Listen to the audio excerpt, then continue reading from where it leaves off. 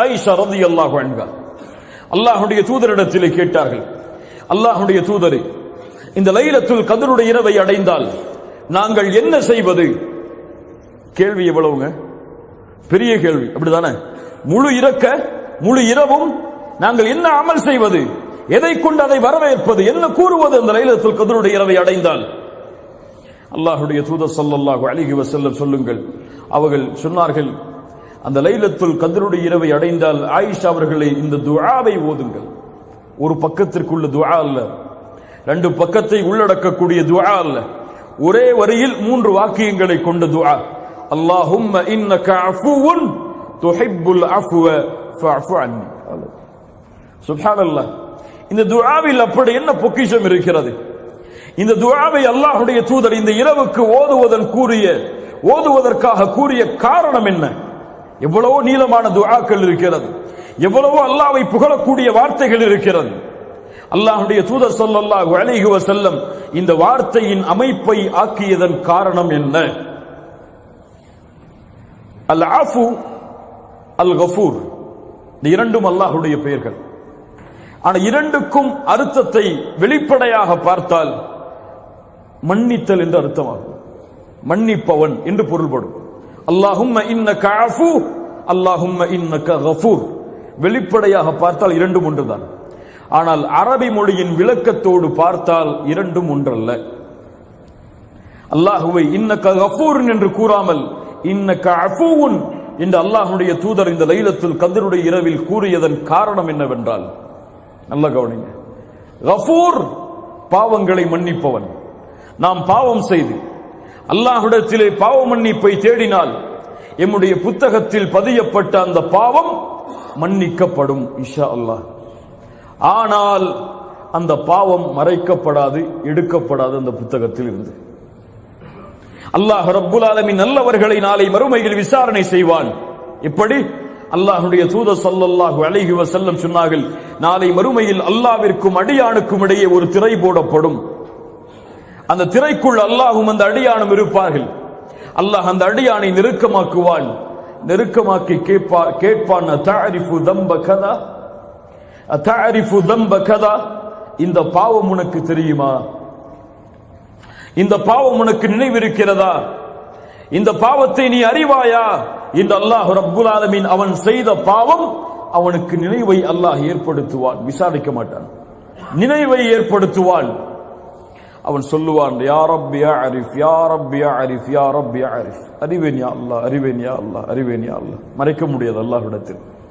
அல்லாஹ் ரப்புல் ஆலமீன் இடத்திலே அவனிடத்திலே அந்த பாவங்களை என்ன ஆரம்பித்தவுடன் அவன் எண்ணிக்கொள்ளுவான், அவ்வளவுதான், அழிந்தேன் நான். அல்லாஹ் என்னை பாவத்தை நினைவுபடுத்துகிறான், நான் அழிந்தேன், இதுவெல்லாம் மன்னிக்கப்பட்டு விட்டது நினைத்தேன், ஆனால் இப்போது நினைவு காட்டப்படுகிறது, எனக்கு தண்டனை தான் என்று அந்த அடியான் எண்ணும் பொழுது அல்லாஹ் அவனை நெருக்கமாக்கி சொல்லுவான், அடியானை கவலைப்படாதே, இன்னி சதர்துஹா அலைக ஃபித் துன்யா வ அனா அக்ஃபிருஹா லக்கல் யௌம். இந்த உலகத்திலே நீ செய்த எல்லா பாவங்களையும் நான் மறைத்தேன், இப்போது யாரும் அறியாமல் மன்னிக்கிறேன், சென்று விடு என்று. ஹிசாபை யஸீரா.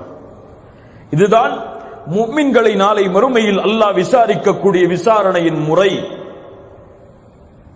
முஃமின்களுக்கு எளிதான விசாரணை இப்படித்தான் அமையும்.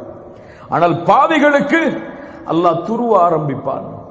யாரை அல்லாஹ் துருவி துருவி விசாரணை செய்கிறானோ அவன் நிச்சயமாக வேதனை செய்யப்படுவான். அல்லாஹ்வுடைய தூதர் ஸல்லல்லாஹு அலைஹி வஸல்லம் சொன்னார்கள், ஏன் செய்தாய், எதற்காக செய்தாய், யாருக்காக செய்தாய், இந்த அமலை எதற்காக செய்தாய் என்று அல்லாஹ் ரப்புல் ஆலமீன் கேட்பான்.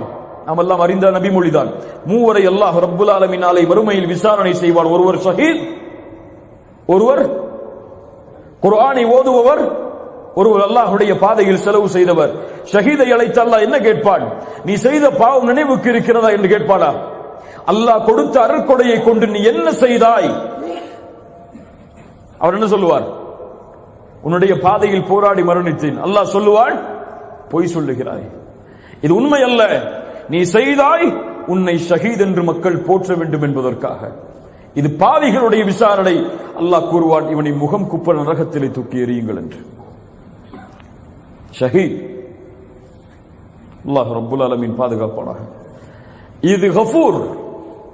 ஆனால் அஃபு என்றால் அல் மஹூ, அல் அஃபு என்றால் அல் மஹூ, நீக்குதல் என்ற அர்த்தம், அழித்தல் என்ற அர்த்தம், அல்லது அதிகப்படுத்துதல் என்ற அர்த்தம். இந்த வார்த்தையின் உண்மையான விளக்கம் என்னவென்றால், அல்லாஹுவை அஃபு என்று அழைக்கும் பொழுது, துஹிப்புல் அஃப்வ, நீ அதை விரும்புகிறாய் என்று சொல்லும் பொழுது பாவங்களை நீக்கக்கூடியவன், அழிக்கக்கூடியவன் என்று அர்த்தம். அல்லாஹுவை இந்த பிரார்த்தனையின் மூலம் ஒருவன் அழைத்து பாவ மன்னிப்பை தேடினால் அவனுடைய பாவம் கரையே இல்லாமல் அந்த புத்தகத்தில் இருந்து நீக்கப்பட்டு விடும். நாளை மறுமையில் நினைவு காட்டப்படாது. அவன் செய்த பாவம் அவனுடைய வாழ்வின் ஏட்டின் புத்தகத்தில் எடுக்கப்பட்டு விடும், நீக்கப்பட்டு விடும், அழிக்கப்பட்டு விடும். அதன் காரணமாகத்தான் அல்லாஹ்வுடைய தூதர் பிரார்த்தனை செய்ய சொன்னார்கள், அல்லாஹும்ம இன்னக அஃபூவுன் துஹிப்புல் அஃப்வ ஃபஅஃபு அன்னி. யா ரப், என் இறைவனே, நீ மன்னிக்க கூடியவன், பாவங்களை நீக்கக்கூடியவன், பாவங்களை அழிக்கக்கூடியவன். இந்த இரவில் அதை நீ விரும்புகிறாய். யா அல்லாஹ், எங்களை மன்னிக்க வேண்டும் என்பதை நீ விரும்புகிறாய். ஃபஅஃபு அன்னி, எங்களை மன்னித்து விடு, எங்களுடைய பாவங்களை அழித்து விடு. நாளை மறுமையில் இந்த பாவங்களை கொண்டு எங்களை இழிவுபடுத்தி விடாதே என்று அல்லாஹ்விடத்திலே கேட்குமாறு அல்லாஹ்வுடைய தூதர் ஸல்லல்லாஹு அலைஹி வஸல்லம் தன்னுடைய மனைவிக்கு கற்றுக் கொடுத்தார்கள்.